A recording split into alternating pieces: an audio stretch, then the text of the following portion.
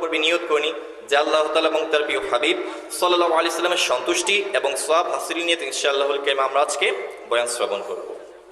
সাল্লু আলাল হাবিব সাল্লাল্লাহু তাআলা আলা মুহাম্মদ সাল্লাল্লাহু তাআলা আলাইহি ওয়া সাল্লাম। প্রিয় আসুন আমরা শুরুতে একটি ঘটনা শ্রবণ করি। মুসলমানদের দ্বিতীয় খলিফা হযরত ওমর ফারুক আজম রাদিয়াল্লাহু তাআলা আনহু প্রিয় নবী সাল্লাল্লাহু আলাইহি সাল্লামের দরবারে উপস্থিত হলেন। দেখলেন একটি চামড়ার বালিশ যার মধ্যে খেজুরের ছাল ভর্তি।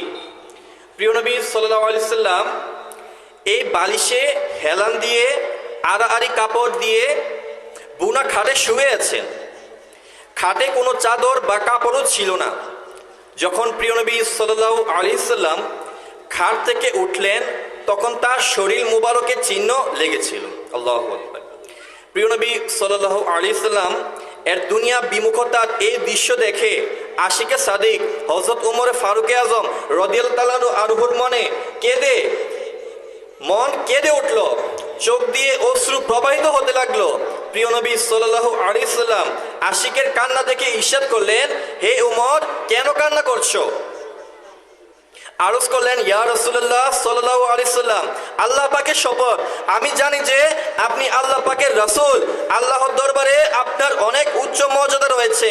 আপনি কায়সার ও কিসরার অর্থাৎ রোম ও ইরানের বাদশার চেয়ে অধিক বেশি সম্মানিত।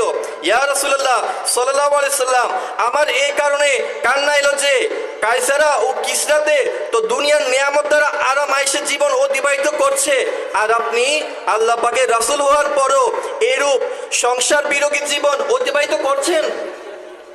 আশিকের কথা শুনে রাসূল পাক সাল্লাল্লাহু আলাইহি সাল্লাম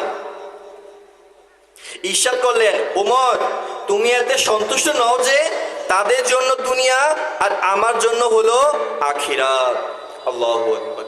অর্থাৎ প্রিয় নবী সাল্লাল্লাহু আলাইহি সাল্লাম এটা বলতে চেয়েছেন যে আমি আজকে যেভাবে দুনিয়ার রং তামাশাকে দূর করে দিয়েছি সেটা আমাদের জন্য আখিরাতের জন্য জমা হয়ে গিয়েছে।